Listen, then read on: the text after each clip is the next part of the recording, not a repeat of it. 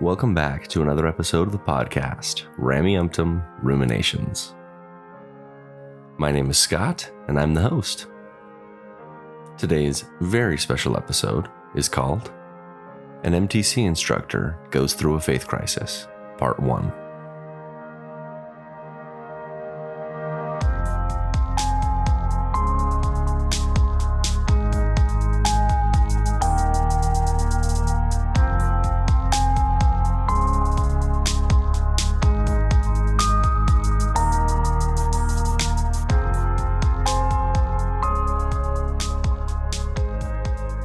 Welcome back to another special episode of the podcast Rameumptom Ruminations. I've got a guest that I'll bring on in just a sec, and I'm excited to share her experience with the LDS Church. It will illuminate some interesting aspects within the Missionary Training Center.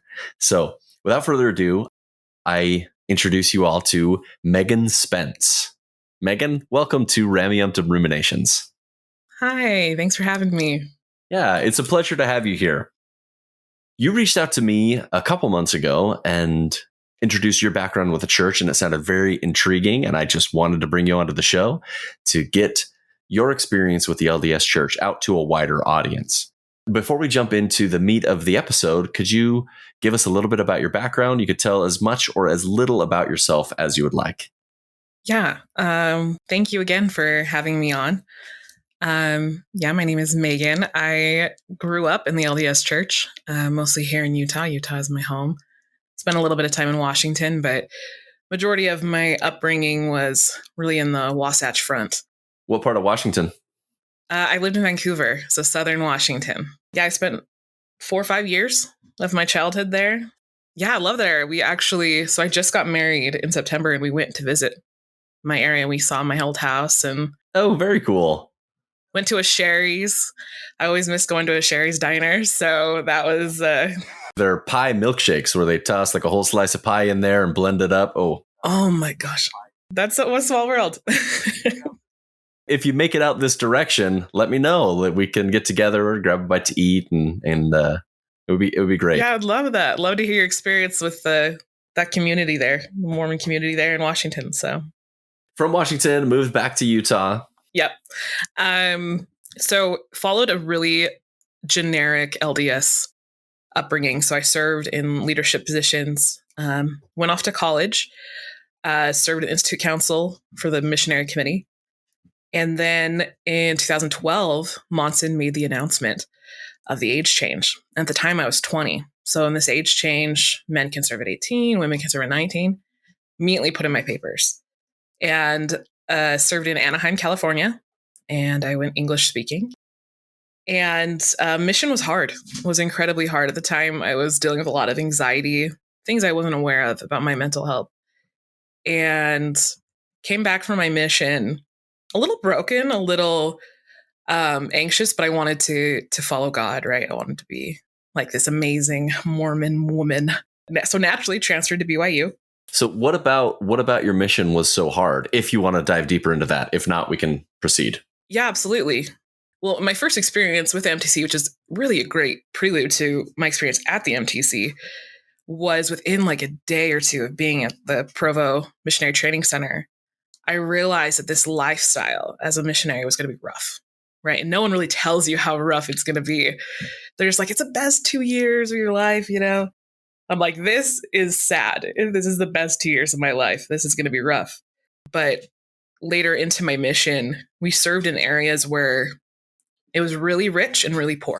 And specifically, I served in Anaheim Hills. And there's like the 5 that like divides like the city in orange. And one side is incredibly rich. And the other side are war members that are so poor. And so I saw a weird culture on my mission within members, but I also just dealt with some really intense companionship situations. I was kind of the very obedient sister missionary, as later in my mission got the reputation, unfortunately, which I just thought I was like trying to do the right and follow God and not mess up other people's salvation. But my mission president started calling me the fix-it sister. Interesting. Yeah. Yeah, we can psychologically break that down. But the last 5 transfers of my mission, I was with sisters who had gotten in trouble, were on the verge of being sent home, who my mission president, quote unquote, told me I needed to hold the line. And they knew it, and I knew it. And so it was a really hard time. I had some sisters that I had one, she threatened to harm herself, you know, and if I kept being obedient because it was driving her insane. And so she'd hold that against me. It was weird. And then, well, it's unfortunate, right? Because I think with more perspective after, I'm realizing how much help she really needed. And that putting her with someone who she viewed as an oppressor, right? A really strict sister missionary was not what she needed. That's tough. Yeah. So it was just dealing with a lot of people that were angry, and my mission president didn't necessarily want to deal with them.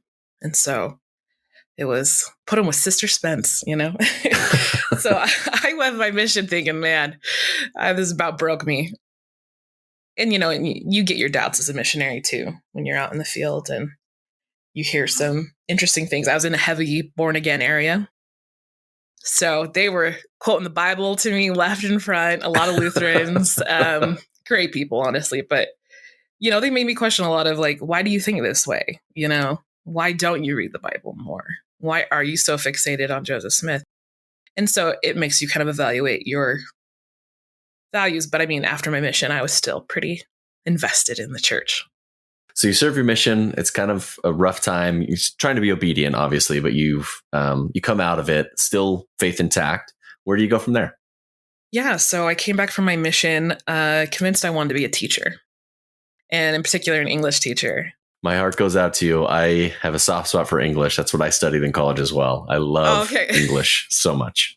It's great. It covers a lot of things, but at the same time, you're like a senior in college and thinking, am I going to work at McDonald's the rest of my life? Like, is this like trying to explain why you're so important, you know? But yeah, so I transferred to BYU. My family's big BYU lovers. And so it was kind of just like felt like a natural thing. And I applied to the MTC. What does that process look like? How did you find out about the opening, and what did the whole interview and hiring process, how did that go? So I came back in 2014. So this is kind of the process then. I had heard it was the best paying job on campus, right? And every return missionary applies to, you know, who's attending BYU and in general proximity will apply to the MTC.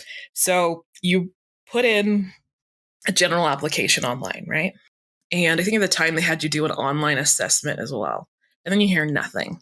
You just don't hear anything for a while. And so you're like, it feels almost like God rejected you. And it's so strange. You're just all like, well, I failed. And then I think like 2 months later, I had gotten a request to come in to do a mock interview / lesson. So you go onto campus, you park kind of away from campus, you walk in, you have to go through like a security gate. And eventually I'm led into this room where these 2 men that kind of look like they're mid-20s, late 20s. And then they said, Kay, can you teach us a 3-minute lesson? We're going to time you about faith. Just on the spot. Just on the spot. Didn't tell you, like, no prep. They do give you, like, tell you to bring your quad, right? So I had my quad, which, you know, Bible, Book of Mormon, Doctrine and Covenants, Preliminary Prayers, all that. I sit there and I don't even know what I said. I like pulled out a scripture and I think I challenged them to do something at the end of it, right? Like, what's your interpretation of faith? What can you do to more faith? You got to hit those preach my gospel points, you know, leave them with a challenge and leave them with a follow-up. Yep. And they go, okay, you can leave. And I left. I didn't hear anything for 3 months. So I was like, again, rejection, so confused. And so at the time I was working at LDS Philanthropies, which is it's kind of a call center there on campus that's raised some money for the buildings and different fundraisers. That's like the call center that like reaches out to alumni. Yes. Asking for donations. Yes. So if you got those annoying phone calls, yeah, it was me. You're welcome. Yeah, I worked at a call center too for a minute. It's a thankless job, and it's self-loathing. You're like, I hate me too, but come on, I got to get a quota. So I get a phone call from the MTC out of the blue saying they would like me to come in for another interview. And very strange. So I went back onto the campus, went through the whole process of getting through security because they're very serious about security there. Understandably so. And I get into this big room. There's 8 other applicants. And they go, we're going to have you teach the entire group about the Book of Mormon. And the other teachers got different subjects, right? Which I later found out were like based on MTC curriculum. And I got up there and I was just like, I'm going to just give it all. And so asked a lot of questions, did less talking on my part and more trying to engage them with each other. And then invited them all to make a goal and gave them like a minute at the end to, set priorities for themselves, right? Because my whole thought was like, if I'm not going to get this job, I'm going to inspire the heck out of them, right? That's fantastic. So they got done, and then I got a call like the next day that I got the job. In that group that you were there, like the larger group of teaching the lesson altogether, what was the ratio of men to women? That is a great question. If that group, if you remember, I know this is years ago. No, there was 3 of us that were women, and then 5 men. And then the ones that were hiring us, it was 1 woman and 4 men. And were these also like young kids right off their mission as well? The ones hiring us were like their late 20s. Later, I found out they were called training coordinators. And I think of the group of us that did that interview, of the 8, half of us got hired. And what I found out is that, so the MTC gets an influx of missionaries, particularly during the summer. And so they're going to hire you if they're going to hire you during the summer, right? That's where they do a larger selection. So when I originally applied, it was like right after the holidays and no one wants to, not as many missionaries come in. So they're not really looking to hire. So that's why they later told me it was so delayed. That's because they just didn't have a demand at the time. So what years did you work at the MTC?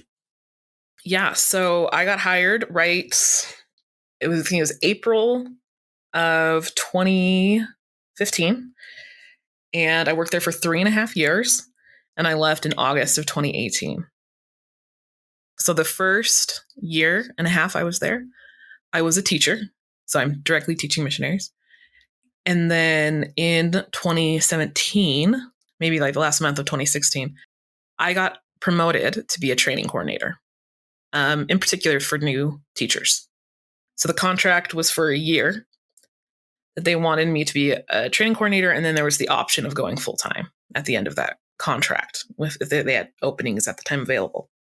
But they tell when you're hired as a teacher initially that it's a 3-year contract. They don't want you to be there longer than 3 years.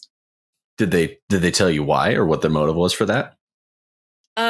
Not quite as direct, but the kind of assumption was they want first you to be fresh off the mission, right? And after 3 years, you start developing your own ideas of teaching that feel separated from the real world. And the second thing is they want you to generally be a student, right? They want to hire students. There's a few exceptions to that, but it's far in between. And typically, you're not going to be there longer than 3-4 years. So you were working there part-time while going to school. Yes. So the teaching shifts were in 3-hour blocks with like prep and recording after. So because you're recording everything that happens in your lessons. So you were given a shift either in the morning or afternoon. So how the MTC is set up is you are assigned a district. And I was a teacher over English missionaries serving English missions, right? So there was no language training as part of my teaching. So it's like the shortest amount of time a missionary could be in the MTC is what we were teaching. So when I first started, it was like 2 weeks because they were still minimizing the length of time because they had some housing issues. Like they couldn't fit as many missionaries in. So they were trying to rapidly get them through, which mostly came from the age change, right? So even though the age change had happened 3 years prior, they're still feeling the effects. But I think within like 8 months of me being there, they went back to 3 weeks. It didn't last very long. But usually you're given a district. The average size is probably 12 missionaries, so 6 companionships. During the summer or high influx times, I think the highest I ever got was like 16 or 18 missionaries in a classroom, which is a lot.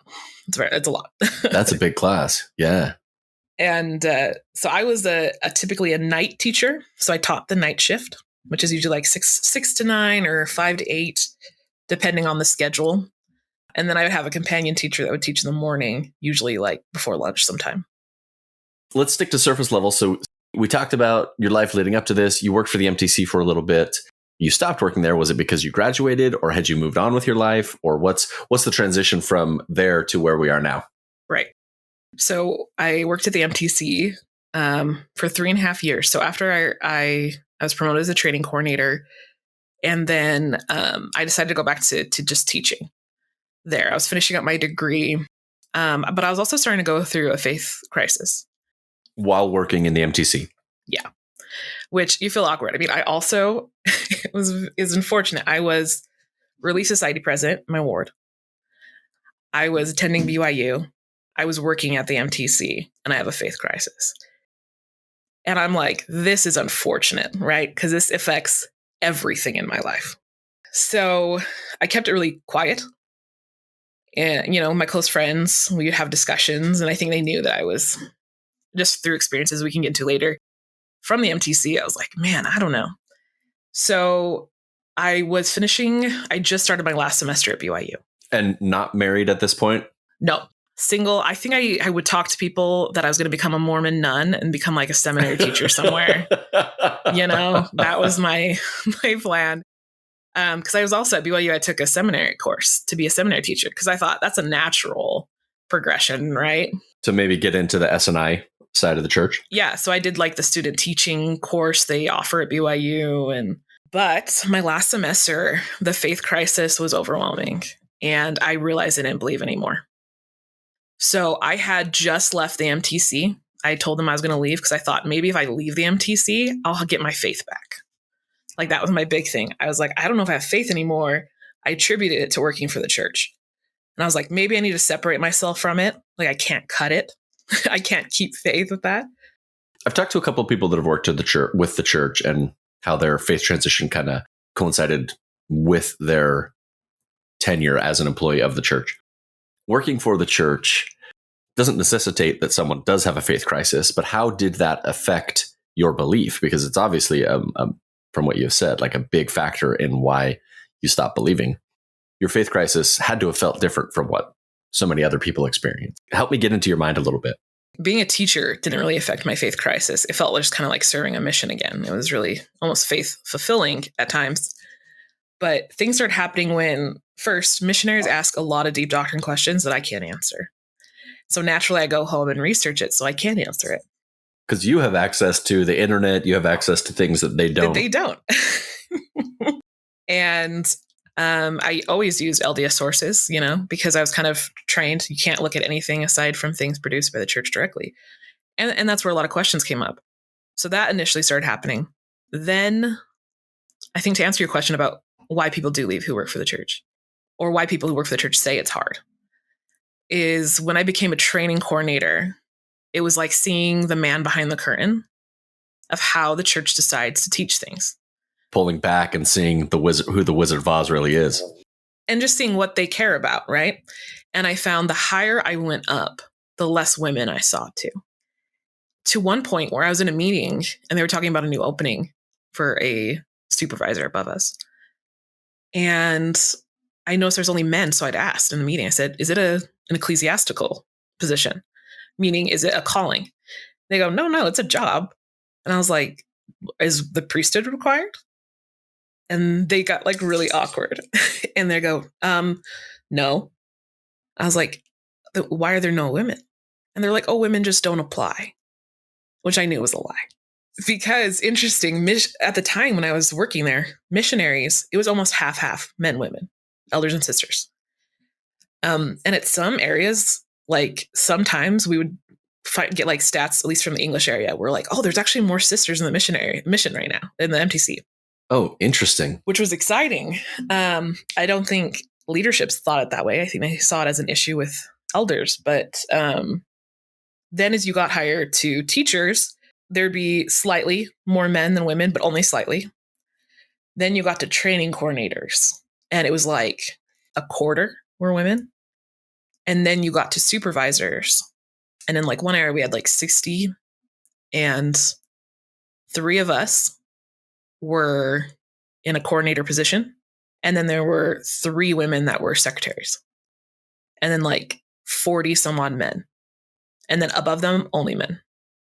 So it was weird because I knew teachers were applying. I knew me and all the other women were applying. That were the coordinators, or that were the teachers? Well, at the time when I was a coordinator. Just making sure I'm following. Yeah. So you have the teachers, there's like a 50-50 ratio, right? Then they apply, and then you see that there's a quarter that are women above them. And then above the quarter women is no women. So I was kind of in the quarter women area, where there's like 60 people in our area. 6 of us are women, but 3 are secretaries. So only 3 of us are actually training coordinators.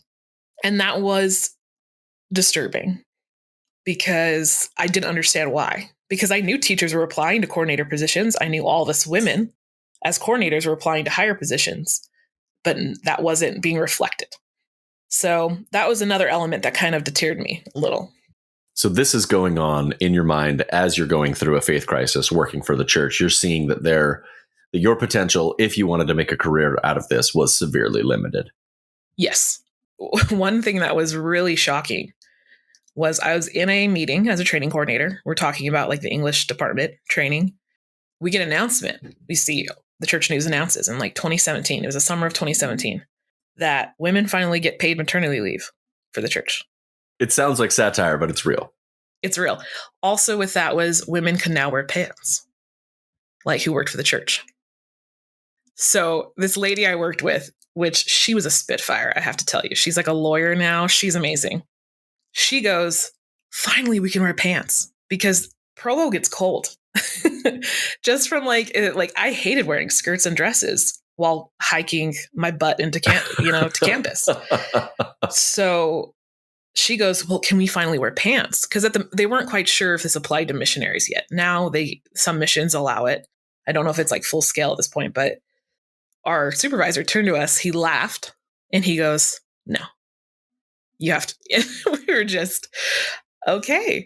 So there were some shocking things. I'm like, why in 2017 were like female employees for the church finally getting paid maternity leave? Why are we finally being able to wear pants? Like, what a weird thing. That's wild. To offer maybe a little kindness to them, maybe it's because they don't have very many women employees that it's not an issue that gets pushed as often. Not that that's a good thing. I think that's a bad thing, but I'm saying that an institution run and organized solely by men, this is exactly the sort of problems that you would expect, or at least that I would expect. Yeah. Well, I had talked to a seminary teacher when I was looking into like becoming that profession. And they were saying that seminary people who would hire seminary teachers for a profession deterred women from joining it full time because they wanted them to focus on family. And that was a recent thing for them, that attitude was changing. So your point is very valid, right? Like they could argue, well, it's catering to mostly men employees, but then that brings another problem. Why? If the church is men and women, if there is a lot of more faithful women at times, even in the MTC, there's more sisters serving, why is that not being reflected higher up in decision making? So that was hard to see. And then just kind of seeing how they were changing curriculum.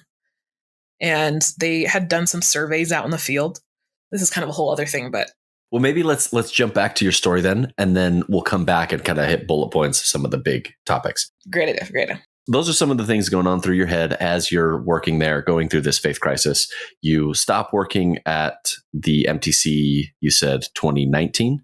August of 2018. Okay, you stopped working there in 2018. Where do you go from there? Where does Megan's life take her from that point? Yeah, so at that time, I had been released as Relief Society president for a couple months, and I was finishing up my last semester at BYU. And I finally started looking into some of the doctrinal things. I wasn't working at the MTC anymore, so I felt like I had more of a liberation to investigate some things without worrying about my job. Because every 6 months we have to do interviews, like to maintain our temple recommend and to make sure that we are being above and beyond very worthy, and almost living a missionary lifestyle.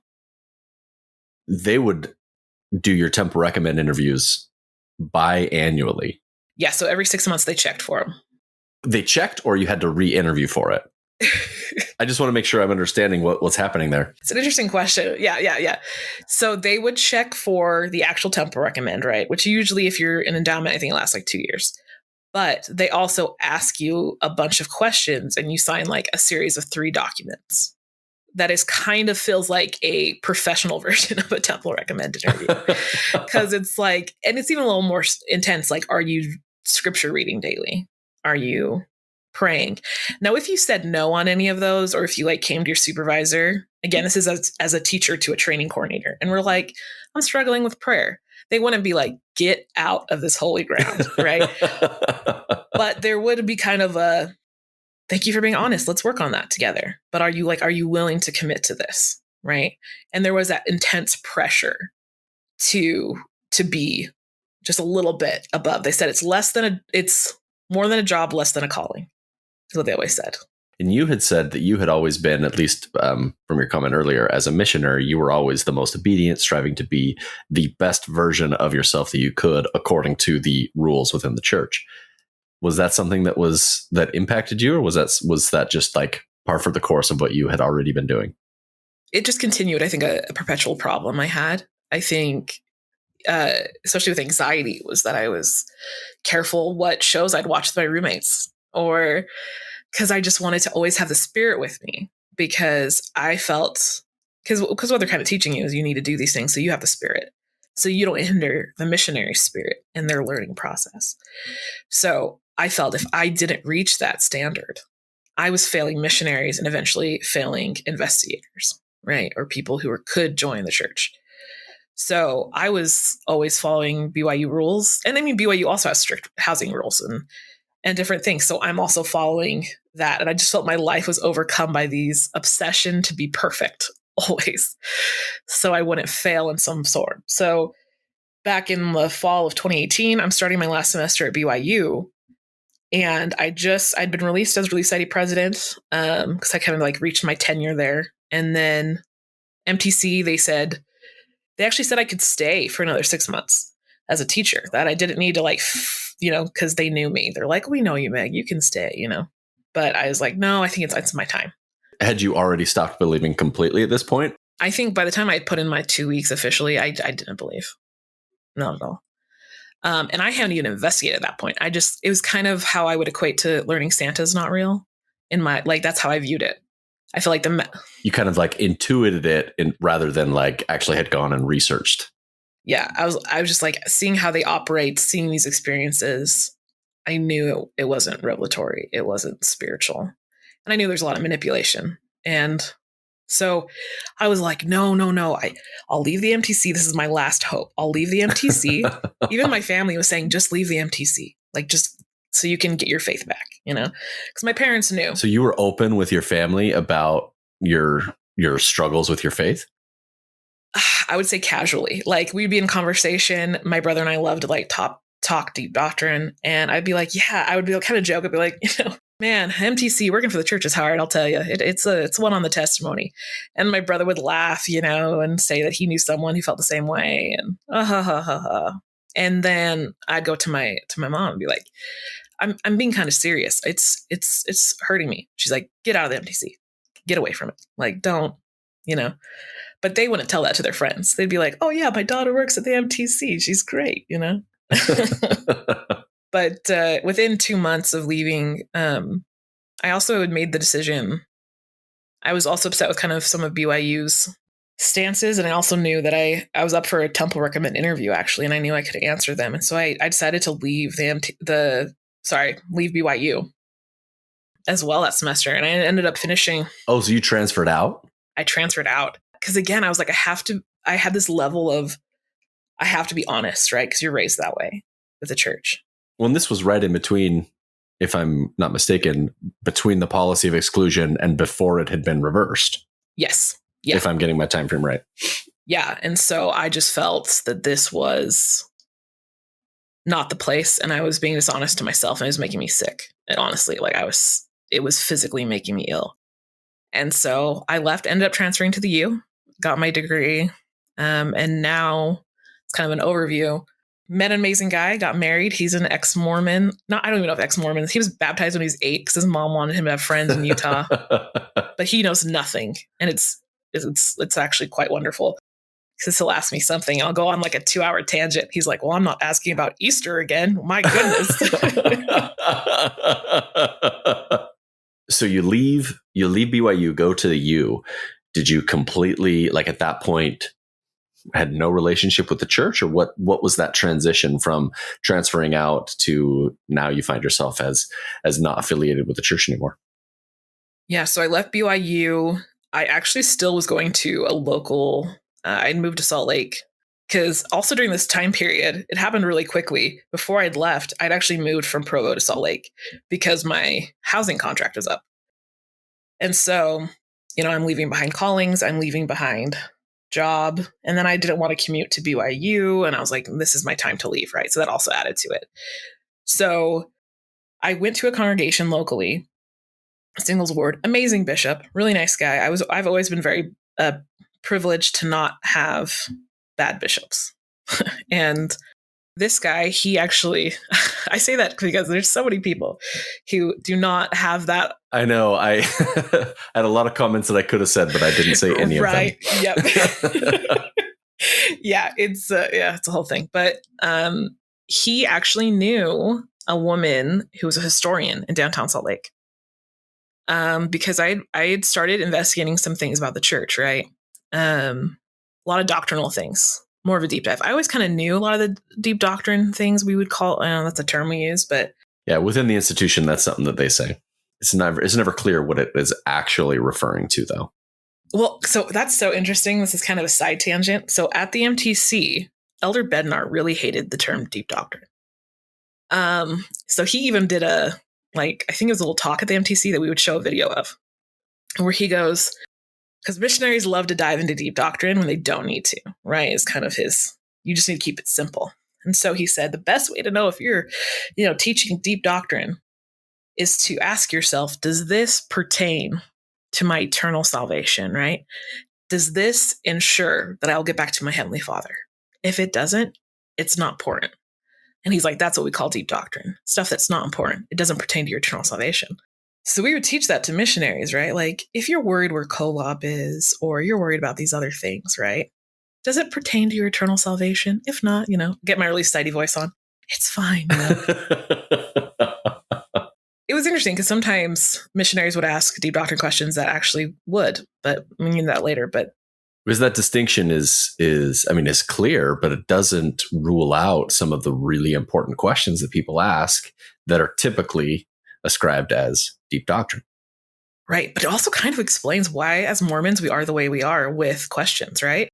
Is we're kind of told, does this pertain to your eternal salvation? No, put that on a shelf. It doesn't matter. God will answer it later. And so you kind of understand. Deal with it at some point down the road. Right. And you kind of understand why so many Mormons don't address these deeper issues, because there is no answer for them. Or if there is, it's one they're not ready to receive.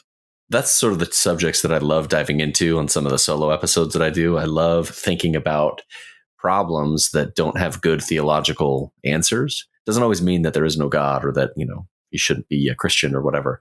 It just means that it encourages a more mature view of religion and spirituality. Those are some of my favorite topics to discuss. Yeah. There's so many times where missionaries came to me late at night. We're getting done with a lesson and they'd be crying about something. And I'd pull the elder or sister aside and I'd be like, what is going on? And I just remember one elder, this really shook me. He's crying because we were talking about the plan of salvation lesson. And I was like, Elder, what's going on? And he said, I'm really struggling with something right now, And I was like, hey, what's going on? Maybe I can help. And we're pointing you in the right direction, at least. And he said, my father died when I was a baby. My mom was sealed to him.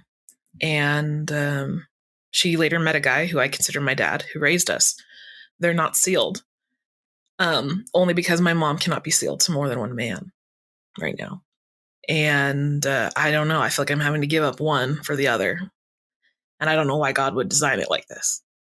give up the father that he knows for the father that he doesn't know. Not that the first was a bad guy, but he just has a relationship with the one that he's not sealed to. And I mean, it's something I don't think a lot of LDS people know until they've gone through it, is that, men can be sealed to like a dead spouse and a current spouse. But women, it's not very, it's a lot more difficult. And I think that the general standing right now is you can only be sealed to one, with only few and far exceptions. Yeah. I had a missionary companion who presented the same problem to me, where he was the exact situation that you're describing, with the addition that he had a younger sibling that was born from his mom and his stepdad. And he asked me, he's like, and this was something that he and I tried to research as best we could. And this is, very limited internet days for missionaries. And, we'd sneak to the internet cafes and Google stuff. Yeah. He asked me if his little brother, and this is what we were trying to figure out, is if his little brother would be sealed to his mom and his dad that had passed away, or if his little brother would be sealed to his stepdad and his stepdad's spouse that had passed away as well. And he just didn't know if this was going to be his brother in the afterlife or not. Oh my gosh. It's a problem. And it's one of those things where, like, ultimately there wasn't a good solution. And the answer that he and I came to at the point was, we have no idea. I guess God will figure it out down the road. Isn't that a great Band-Aid we put on so many things? Oh, yeah. Because I think if I'm reflecting on it, I think I said the same thing. I'm like, something of like a redirect. Like, are you following your covenant path? Is your parents, or, are they? Then God will work it out in the end. And that's really me very accurately saying, I have no idea. It's kind of a plot hole, isn't it? Yeah. But yeah, I have a lot of scenarios like that where missionaries be like, I read the CES letter, and, being like, okay, I'll look into this, or maybe I can, because your intention going into a lot of these is like look into doctrine. It's to find the right answer to support the church. You're not going in there to be like, I will tear this down, right? Like, I'm not there yet. I still, am in the church. Yeah. Well, the premise that we all come to these problems with is that there is an answer. We just don't have it yet. The premise isn't, oh, I'm going to do research and I'm going to find out that the church isn't true. Like, that's not how we go into these questions. We go into them fully expecting there to be a good reason or a good explanation for the problems that we're encountering. Yeah. And I think also hoping we'll get a spiritual confirmation of that as well.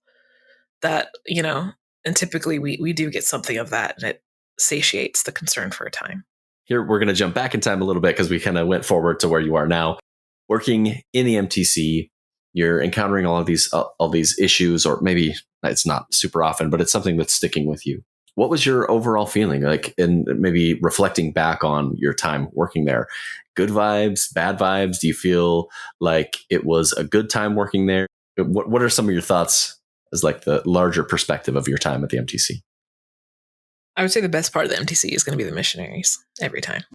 They were the best. They were just like these really faithful, devout young adults who just made me excited about teaching and learning, and to see them grow and develop, not only like teaching skills, but also as just like adults, was rewarding. And it felt like an honor to be a part of their lives. So they were 100% the best part. So if I looked back fondly in any way, it was always the missionaries, not the system itself. But as a training coordinator, I think my overall feelings were, I didn't realize how sexist the church was, and it shocked me.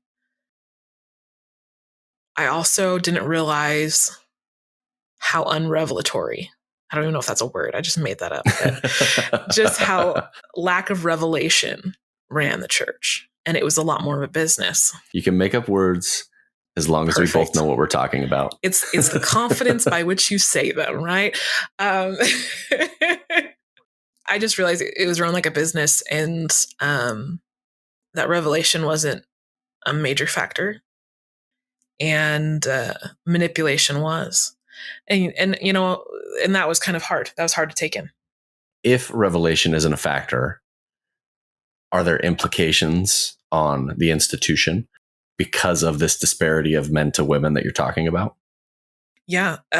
First and foremost, if revelation's not occurring and lack of representation is there, I felt as a woman that there was no way. There was, instead of like these leaders being like a connection to God, it felt like they were inhibitors, especially to the female experience in a lot of ways. But I also don't think it's just limited to that, right? And we were told often in the MTC baptisms are declining like crazy. And that was a big issue. They were constantly trying to figure out, why are they declining? And there was arguments between the business side and the ecclesiastical side of the MTC. Because how do you collect data that reflects testimony? And they all just wanted data that they couldn't quite collect. And you have these President Nelson coming down pretty hard, saying, well, maybe we need to call them friends, not investigators. Maybe we need to stop using the fundamentals of teaching, but never quite getting to the point that maybe there's a bigger issue why people aren't joining this church. What if there's things we need to change in-house, right? There was kind of, issues with mission presidents going rogue and creating weird curriculum environments. And so it was like, it doesn't matter what we do at the MTC. There's so many roadblocks and a lot of red tape to get through. But it was unhelpful. I left the MTC thinking this is a mess. And if this is just one aspect of church organization, I can't even imagine, higher up. As you worked there, I'm assuming you were exposed more often to the leadership of the church, general authorities, Quorum of the 12, and the First Presidency. Were you directly exposed to the general leadership of the church, or was this by proxy? The information that they were teaching, or their devotionals, if you will, that they do, this was disseminated down to you? What was kind of the day-to-day like? How often did you see general authorities, and were you as an instructor privy to those meetings with them? So most of the time they were disseminated, right? So kind of where the leadership goes is I was the training coordinator, and then I had a supervisor who was underneath like a training head. So my supervisor, the guy directly above me, would be in meetings like those with authorities and big figures, and he'd even go out and do surveys, and then he would present the data to us. The time I would see general authorities, once a year they did the mission president training. So they would call a mission president and they'd go to the MTC for 1 week, and they would get pampered. They would get, they would go to different classrooms. They would be taught the curriculum in 1 week, which is a little iffy that that's all they get. And they run a mission for 3 years, but and there would be general authorities that would come visit. So we would prepare teachers who would prepare their missionaries. Like, you need to wear like the best of your missionary clothing, pretty much, like make sure you're wearing your suit jackets and everything. And then as a training coordinator and then a few times as a teacher as well, we would shuffle the mission presidents to different rooms so that they could get trained. And in that process, you would see authorities. So the one time I spent the most was I was outside a room waiting for a mission president with about 10 other teachers and training coordinators and people that had been volunteered and signed extra work to do this. And Elder Bednar came out with his wife. And our kind of whole agenda was you do not interact with them. And you make sure they don't. With any of them? No, you do not. And you make sure that missionaries avoid them, right? They'll talk to the missionaries in the seminar or in their speech they do on Sundays, but you're avoiding what they kind of thought would be chaos, right? And which I thought was weird. It's definitely not like, Christ going out to the everyday people, and it's more of, they're celebrities. But I remember Bednar like came really close to us and sat and like kind of stood in a circle waiting to go into this room. And no one said a thing. Everyone was like so nervous. And his wife just kind of smiled. And I just remember how short he was. Like, I'm a very short person. I'm like, this man is short. He kind of turned to us and it was an awkward silence. And I think he said something innocuous, kind of just like, well, this is fun, and everyone just died laughing only because they were just trying to break this awkward silence of, oh my goodness, here's an authority. And he said nothing and he just looked straight forward. And we just stood there in a hallway. And I was like, this is so strange. And then he went in, and we took our mission presidents. But that was a lot of the interactions, right? They'd be in passing. We weren't supposed to talk to them, look at them. And the most direction we would get is, my supervisor would be like, President Nelson doesn't want us to use the word investigator anymore. He wants us to use the word friend. And as an English major, I'm like, that's a nightmare. Like, let's change every book and get that, I was like, how are we supposed to address them? What is it? Every pamphlet we've ever done. Yeah. I'm like, oh, that's such a rewrite nightmare. And I don't know if they quite stuck to it. I don't know if it kind of got blown over. Also, like the curriculum, we teach like 8 fundamentals of teaching. There's like the doctrine of Christ, Revelation through the Book of Mormon, prayer, so on, so on, so on. I think President Nelson got the impression that was causing low baptisms, like that curriculum was flawed. And so I remember one training, we get our supervisor and he goes, okay, so President Nelson doesn't want us to use the word fundamentals, but we're still going to teach the curriculum the way it is. And I rose my hand in the meeting and I said, okay, so we're still teaching everything exactly the same. We're just not using the word fundamentals. And he goes, yes, until we figure out something better, which while I was there, we never did. We just kind of like didn't use fundamentals, the word. Were they averse to the idea or maybe the connotation of like a fundamentalist religion? Is that kind of the idea that they were trying to distance themselves from? Yeah, I mean, we never quite got the official why, which you're not supposed to ask why, but that for us that were like more like history in touch, we were like, oh yeah, he's probably just thinking that it's connecting us to like FLDS or something. And I kind of learned a pattern with President Nelson is if he doesn't like a word, whether it's Mormons or Friends or fundamentals, he comes down hard. And he does come down hard. Him and Holland love to come to the MTC to chastise people. But so it was just kind of like, why does this matter? Like what a silly thing to worry about. But, you don't say that. You just kind of go, okay. But it does make you aware that there's kind of this detachment from the business and ecclesiastical, right? Because like my supervisor would go out to missions and view mission presidents, but he could not correct a mission president.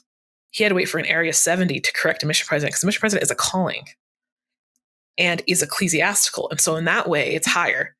So here's my supervisor. He's been working at the MTC and been doing trainings and teachings for years, but he can't correct a mission president. He just has to observe and then report.